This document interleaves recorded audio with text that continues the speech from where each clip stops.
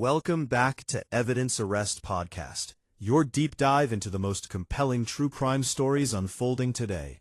If you're new here, hit that subscribe button and join us as we explore the case of Sandra Birchmore.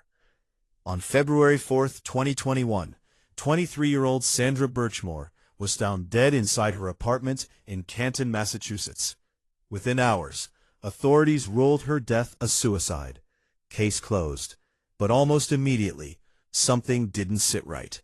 Not with her family, not with the evidence, and not with the timeline of her final hours. Because Sandra Birchmore's story didn't begin that day. It began years earlier, when she was just a kid with a dream. Sandra Birchmore loved law enforcement. Not casually. She really loved it. She admired police officers, trusted them, looked up to them. And at just 13 years old, she joined the Stoughton Police Explorers program.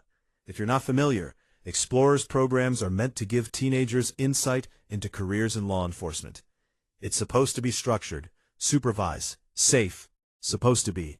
Because this is where Sandra met three officers, Matthew Farwell, William Farwell, and Robert Devine. And what would eventually come out is that this wasn't mentorship. It was something else entirely. At first, everything may have looked normal from the outside. But behind the scenes, boundaries were being crossed. Messages, private communication, attention that went beyond what any adult should be giving a 13-year-old. And here's the thing about grooming. It doesn't start obvious.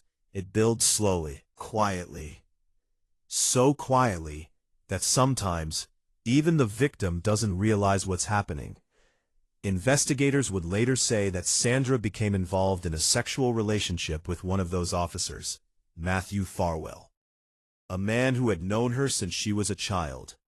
This wasn't something that happened overnight. Authorities would later describe a pattern that stretched over a decade, which is honestly hard to process. Because when you think about it, this wasn't a random encounter. This was someone in a position of authority, watching a child grow up, and allegedly manipulating that trust. And yet, for years, nothing happened. No charges. No major intervention, no accountability. There were warning signs. People noticed things. Concerns were raised. But somehow, it never turned into real consequences. And this is one of those moments where you kind of want to pause and go, how does that happen? Like, seriously, how does something like this go on for years without someone stepping in? And the uncomfortable answer is, sometimes systems fail. By 2021, Sandra was 23 years old, still connected to people from that earlier part of her life, which, in grooming situations, isn't unusual. These relationships are complicated. They're built on years of manipulation, trust, and emotional dependence. And then, Sandra became pregnant. She was about 8 to 10 weeks along, and investigators would later suggest that Matthew Farwell was the father. In the days leading up to her death, Sandra was in contact with him. Messages, calls, ongoing communication. There was a connection that hadn't been broken. Then, on February 4th, 2021, Sandra was found dead in her apartment. Within hours, authorities ruled it a suicide. No extended investigation, no deep dive into the circumstances, just a conclusion. And Sandra's family immediately pushed back, because to them, this didn't make sense. Not the timing, not the situation, not Sandra. When you look at cases like this, timing matters, details matter. And in Sandra's case, there were gaps, questions, things that didn't quite line up. And yet, the case didn't move, at least, not right away. Chief stepped in, Donna McNamara, and she made a decision that would change everything. She reopened the door. She started asking questions, and she launched an internal investigation. What came out of that investigation was massive. Thousands of messages, years of communication, evidence that painted a very different picture than what had originally been presented.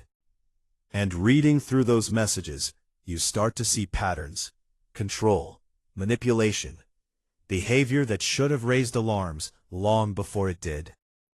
One of the hardest parts of this case is realizing how many chances there were to stop it. because there were investigations earlier on. There were concerns, but they didn't lead to real action.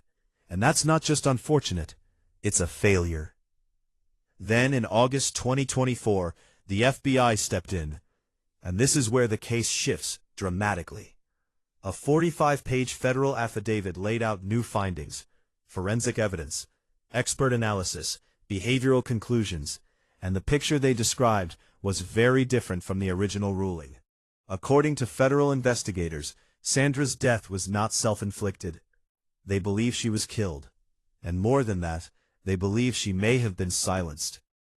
That same day, Matthew Farwell was arrested, charged with killing a witness or victim, which is not a common charge. It's serious. It implies intent. It implies that someone believes Sandra posed a threat, not physically, but in what she knew. There's something about cases like this, where you go back to the beginning. A 13-year-old kid, excited, hopeful, wanting to do something good, and you just think she deserves so much better than this. As of now, the federal case is ongoing. There are still questions, still details being uncovered, and still a long road toward accountability. Sandra Birchmore deserved better. Better protection, better answers, better justice. And while the truth didn't come out right away, it's starting to. If you have any information related to this case, please contact the FBI or the Norfolk County District Attorney's Office, because even now, the smallest detail could matter. Thank you for watching Evidence Arrest Podcast. If you want to hear more cases like this, make sure you subscribe so you don't miss future episodes. Stay safe and take care of each other.